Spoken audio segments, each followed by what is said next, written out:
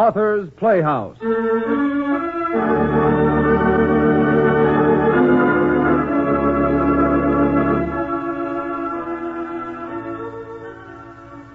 Jim, your pa and me, we come to Arizona hoping to make a new start, build up a big cow ranch.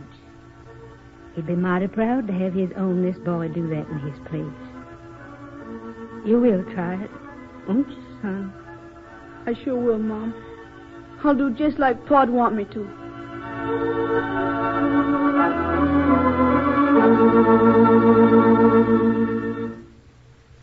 Belle Hawes, pioneer woman, surveyed this new country of opportunity. And then she looked at her son Jim with troubled eyes. For the boy had something even bigger than the West to lick. Tonight, Author's Playhouse brings you a colorful picture of early days in the Southwest. Ray Nofziger's unforgettable story of a pioneer mother and son who braved the dangers of this last frontier. Blood will tell.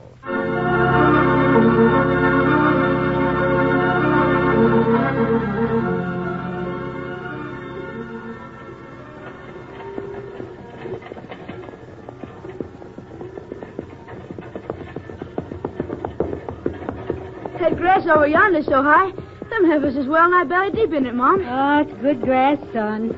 Almost as good as what we left behind us back in Texas. Then why can't we stop and start our spread right here, Mom? 'Cause this don't belong to us. Place your pa picked out for his ranch when he come out here last winter's further west. Even past Fort Kirkman a little bit, way up in the mountains. Is it pretty, Mom? Well, I never laid eyes on it myself, but your pa says the homestead he filed is come across the canyon mouth, and the prettiest little creek runs right down the middle of the canyon. Why don't Pa hurry and get back? He's been gone 3 days now. Well, he's got business to tend to, son. Maybe we'd better camp here and wait for him. Mag's sore hoof ain't getting no better, and it won't hurt her none to rest. This little bench is as likely a spot as I've seen. Patches could sneak up on us mighty slick through them clumps of saccaton and bear grass. Oh, we don't need to be afeard, son. The soldiers got the Patches all on the reservations and plumb quieted down now. You reckon Pa'll be back tonight, Mom? I hope so. Listen. Hand me that rifle, son. Here it is. They're white men, Mom. 2 of them. This is Arizona, and it don't pay to take no chances. It's fair enough, strangers. I got you covered. We're friends, ma'am. We got something to tell you. Alone. This is my son. You mean you don't want to have him hear what you got to tell? That's the way it stands, ma'am. Son, you better get out and loose herd them heifers. They won't stray from that grass, Mom. Do like I say now, please. Will you be all right? I'll be all right. You sure? Sure. Please go. I heard him, Mom. He's going, Spot. Yippee, yippee! Now you can come closer. We're certain sure you're the lady we're looking for, ma'am. Your husband, ma'am, was he a tall, black-headed, good-looking sort of hombre? That's him. Well, I hate to tell it to you, ma'am, but he got caught up with. He was riding with a bad outfit. We missed a bunch of horses over near Lordsburg in New Mexico territory, and this morning we come up on the men that taken them off. They was camped near Bill Utter's ranch. And there was nothing we could do but what we done, ma'am. Your husband vowed we might locate you hereabouts, and he asked us to let you know what happened to him. Maybe you'd have wanted to speak with him first, but, well, some of the boys was in a hurry to get back. I spoke to him a heap of times. Never done no good. You can get 'em, ma'am, if you drive over to Bill Utter's ranch. You'll find a wagon road just over the ridge leading southwest. Well, I'll go fetch him. You might like to know, ma'am, he taking it mighty easy. That's right, ma'am. He was as likable an hombre as ever we seen. And nervy, too. Joked and laughed and smoked a cigarette just before the end. He had courage. Why, he wasn't afraid of nothing. Dying, least of all, I reckon. Well, reckon we better be a-getting. I'm sorry, ma'am. It's all right. What we done, we had to do, ma'am. When a man steals a horse... I know. I ain't blaming you none. If there's anything we can do to help you and the boy, ma'am... We can fend for ourselves, thank you, just the same. Here comes the boy. You better go now. I got my own way of telling him what happened. I reckon you're right, ma'am. Well, adios. Adios, ma'am. What did they say, Mom? Get off and sit, son. I got something to tell you. Stand still, Spot. Do they know where Pa is? Yes. Son, the Apaches have busted out, burning and killing. And some folks wanted your pa to go help fight 'em. I'll bet he done it. Yes. Yes, he done it. In Arizona, every man's got to volunteer and go out and fight whenever the Apaches is off the reservation. Son, your pa was killed fighting 'em. He won't never be coming back to us no more, alive. Oh, Mom. You had a brave pa. He died to save us and other people in Arizona from being massacred by them murdering Apaches. Them two men told me that your pa died the bravest of all them that got killed. Did he shoot any Injuns? I reckon he shot his share of 'em. Them skulking Apaches is hard to kill, but your pa was a fighter and a mighty fine shot. There wasn't anybody could come near him with a rifle. I'd like to run into that outfit of Apaches sometime. Oh, Mom. Don't take it so hard, son. In a little bit, I'll be driving over to bring your pa back here. We'll dig a grave for him here in the place where we got the word that he got killed. I'll go with you, Mom. No, you better stay here and loose herd the cattle. You got to be the man of the family now. Don't you be too sorrowful. 'Cause your pa, he died the way a brave man ought to die. All his life, he was a respected man, honest man. Always remember that. And remember this. What's yours is yours. And what somebody else's is theirs. And you got no right to it. I'll remember, Mom. Your pa come from high up folk. Educated, too. Not like me, who can't read or write. Yes, they was mighty fine people. It'll be easy for you, son. Just remember that. 'Cause blood'll tell.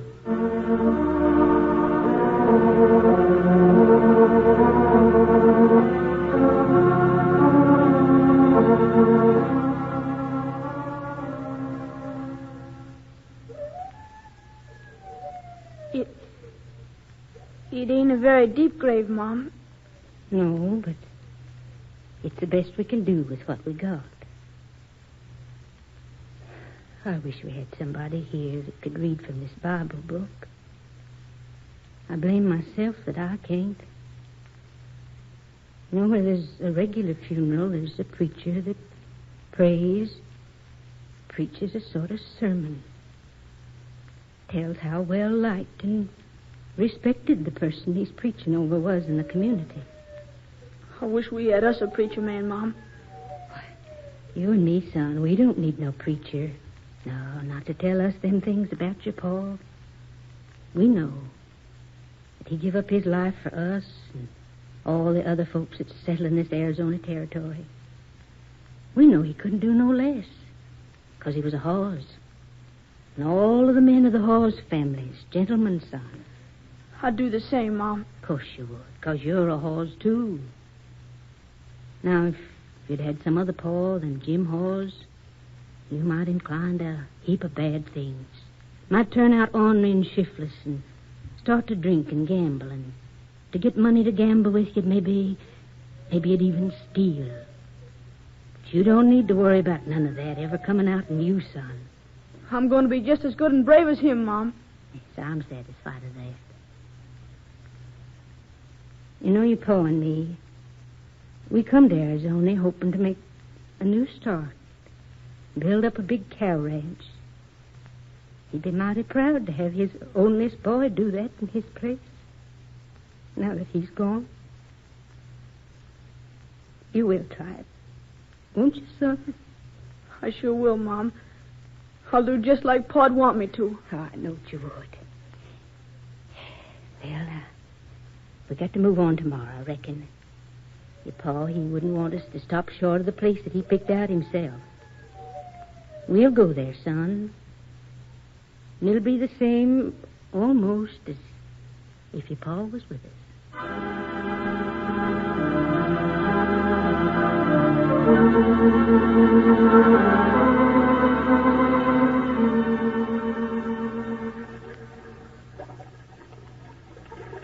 It's just like Pa said it was, ain't it? Yeah, just like I pictured in my mind.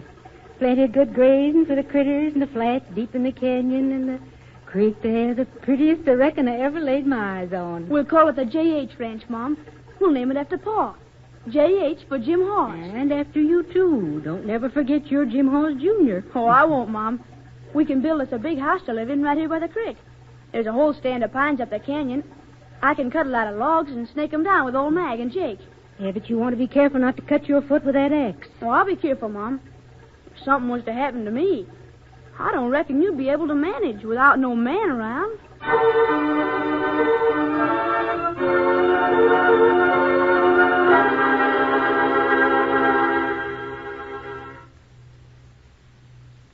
Son, we've been here now on our ranch for 6 months. And between what you hunted and the washing I've been able to do at the fort for flour and salt, we've just made outright good. We'll make out better next year, Mom. We got a good calf crop, and I'll ride close herd on 'em this winter so the wolves won't get 'em. Well, that's what I wanted to talk to you about, special like. There's something that I'll always feel ashamed for. And that's not being able to read out of the Bible over your pole.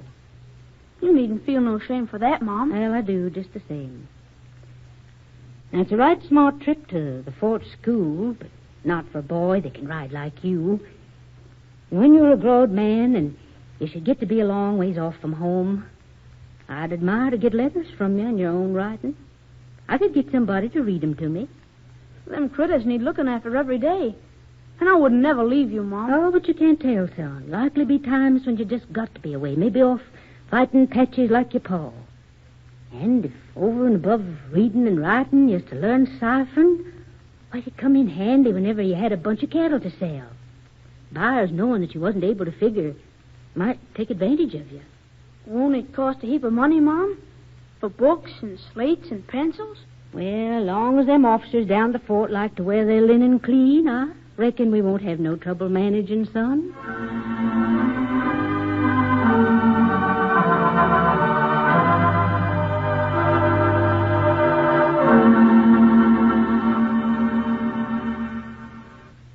I hate school, Mom. Oh, sure now. 7 months of reading and writing like you got behind you now ain't hard to getting your feet wet. Say, son, how come that big Durham bull of Colonel Waring's up in the canyon with our cattle? Now, we got to drive him right back down the valley. Them calves we got last year in this one, Mom, they're wind splitters just like them Mexican cows. You could not expect them to be nothing else. That still don't explain how Colonel Waring's bull strayed so far. Well, he's got so many bulls. One more or less ain't gonna make no difference to him. I driv him up the canyon. It ain't like we was stealing the critter. No, it ain't stealing, exactly. But if you study it out like your pa would, keeping that bull with our cows about the nice thing there is to stealing. Now, the colonel paid big money for that Durham. Maybe you might ride over and arrange to make a trade with him for a good bull calf. You reckon maybe he'd... Well, I don't know, son, but I just talk to him right out and tell him that you was fixing to keep his bull up in the canyon. But you turned it over in your mind, and being the son of Jim Hawes, you reckoned it wouldn't be honest.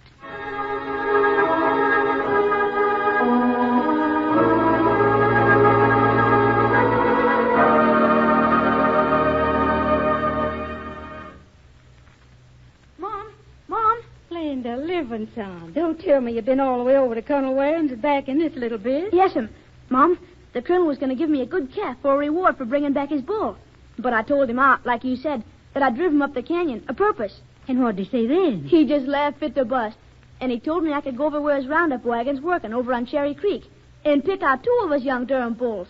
And we can pay for them with some steers next fall. Well, I think you've done a smart job of trading, son. I think you'll own maybe half of this mountain someday. I'm planning to own the whole mountain, Mom. Colonel Waring, he can have the valley. Well, men folks see ahead further than women do. Now, me, I'd be satisfied with just a small ranch. But the son of Jim Hawes, he'll never stop short of a big outfit. It's the blood in a man that tells.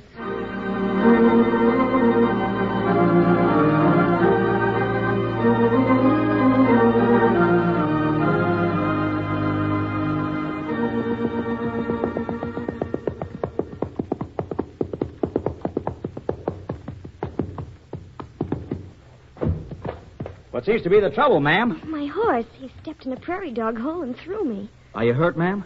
No, not much anyway. When I saw the dust your horse was kicking up, I thought at first you might be an Apache. No, I'm Jim Hawes.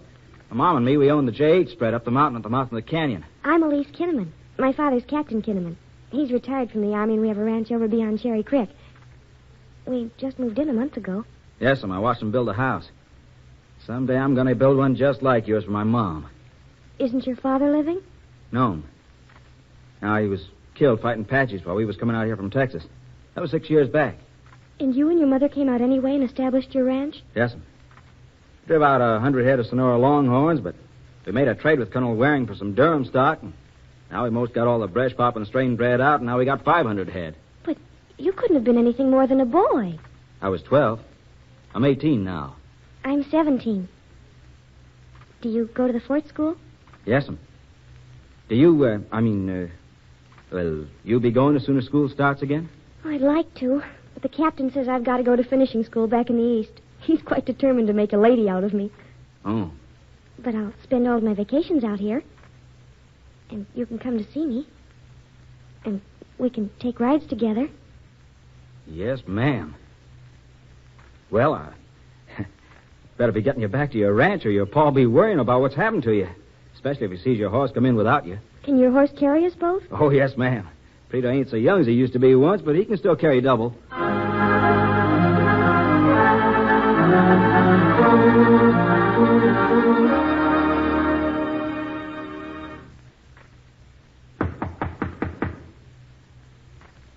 Anybody home at the J.H.? Well, Colonel Waring, come on in and say it. I declare I ain't seen you in a month of Sundays. Thank you, Mrs. Hawes. I expect it'll be cooler right here on the gallery. Can I make you a cup of coffee, Colonel? No, thank you. Things haven't been so good with you this past year, have they, Mrs. Hawes? Why, I wouldn't go so far as to say that, Colonel. Well, never mind. I know they haven't. How old is young Jim now? He's just turned 21, Colonel. Man in years now. Though the Lord knows he's been a man in everything else since his pa got killed. That's what I wanted to talk to you about, Mrs. Hawes. You see, I knew Jim Hawes, your husband, back in Texas before he married you. Oh, no. I knew him very well. I even know how he died. Oh, Colonel Waring, you won't tell him. Promise me you won't tell him. He thinks his pa was killed fighting Apaches. And if he was to learn the truth that his pa was hung for a horse thief, I'd die. Think what it would do to him, Colonel Waring. Well, Mrs. Hawes, surely you don't think that I'd be the means of him learning something that's best hidden? Well, I didn't think so, Colonel Waring. I really didn't think so. Well, I wouldn't bring it up now. Only I think there are some things you should be told. I know how Jim's been neglecting the ranch. You know that, too. But do you know he's been running around with a wild gang that hangs around the saloons off the military reservation? Yes, I know. He's high-spirited like his pa. I've fought it, Colonel Warren. I've fought it every waking minute of the day. I've tried to rear him right. I was even hoping that Son and Elise Kinnaman might get married as soon as she finishes school next year. Well, there's nothing to stop it. Nothing that I can see. So far, Jim hasn't gotten into any real trouble. He's been in a fight or two with the soldiers from the fort, but he hasn't done anything criminal. But he's been drinking and gambling, too. And that can lead to anything. He's Jim Hall's son, Colonel Warren, and the urge is there. It's my fault. There's something I should have done when I first seen this wildness coming on him.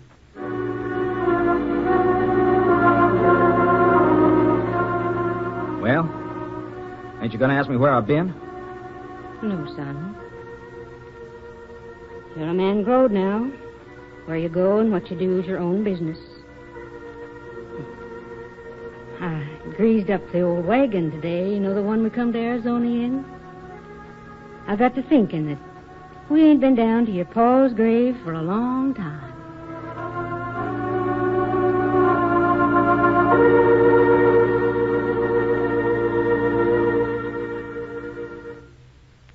You can't hardly make out the mountain no more, Mom.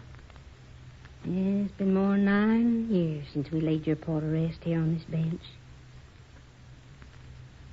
Now, I got to thinking, son, that it might be a good time to come down here again. I got to thinking it might hurt your pa if he knowed that the company his only son was a-keeping. You know I ain't been doing right. Yes. I ain't never tried to keep you tied to my apron string, son. It's natural for a man colt to run to the end of the picket rope. But there's things the son of Jim Hawes can't do. Low-down things. And I was hoping that if we come to see your pa's grave again, you might recollect that he gave his life to make it safe for us to live in Arizona. Why don't you never ask me to behave myself, Mom, when it makes you feel bad when I don't? I ain't got the right, son. Be like asking you to pay a debt you don't owe. Whatever you do, you'll always be my boy. If you ever do anything wrong, I'll know that it's only 'cause I failed and wasn't able to take the place of your pa. You don't need to worry no more, Mom.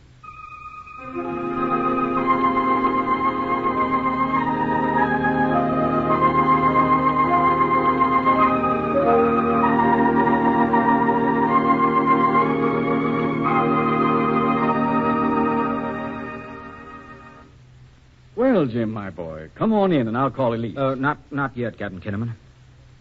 I want to tell you something that might come out later. If I knowed it would, or if I knowed it wouldn't, it wouldn't make no difference to me now. Because it's the truth. Well, sit down. What is it, Jim? It's about my pa. He was a no-account captain. When we come to Arizona from Texas, he left Mom and me to travel in here alone with a bunch of wild Mexican cattle. And he was off with some men stealing horses over around Lordsburg. He was a thief by nature, I reckon. But Mom never suspicioned it. When it come to him, she couldn't see nothing wrong. What happened to him, Jim? Posse caught him and other men and strung him up. Maybe I better be a-going, Captain. No, I wouldn't say so. Keep your seat, Jim. Go on. Thank you, Captain. They told Mom he died fighting Apaches. But I seen the rope mark around his neck when Mom and me buried him. That's the kind of man my pa was. A liar and a horse thief. You don't have to tell me this, Jim. I got to. My Mom always taught me over everything else never to lie. No matter how much the truth hurt. You're not finished yet. No, sir, I'm not.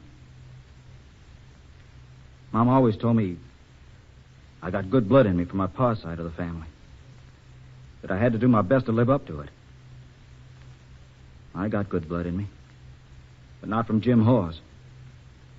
Though it was more in me to be like him than her. Yep. It'd have been a sight easier to travel the road he took. But I couldn't. I couldn't because Mom thought he was a hero and died a hero's death. I wouldn't have Mom know for all the ranch land in Arizona what really happened to Pa. Just about kill her, I reckon.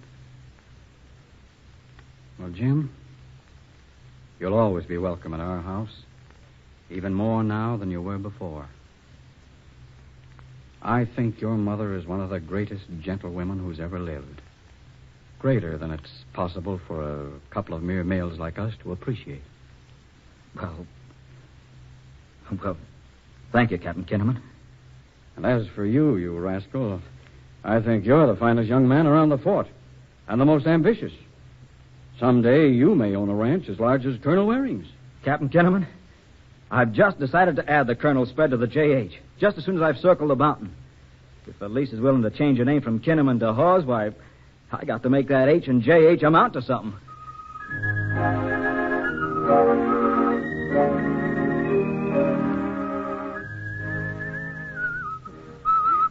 You sound like you're mighty happy, son. I reckon any man would be walking on air that was in my boots today.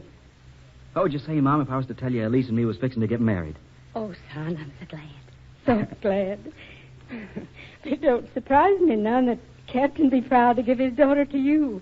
Not with the pa you had. Oh, I ought to warn you, Mom. Folks that never know Jim Hawes is liable to give you a little of the credit or blame for the son you reared.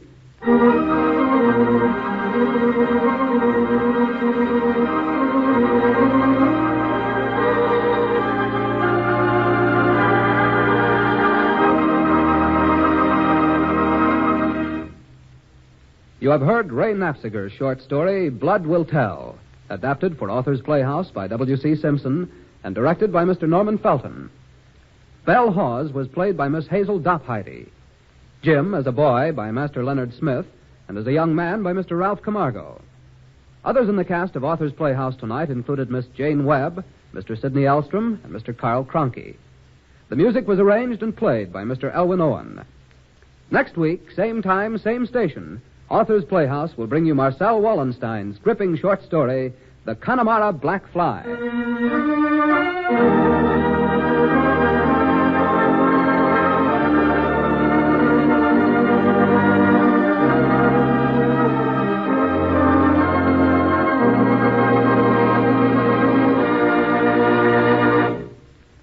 Authors Playhouse was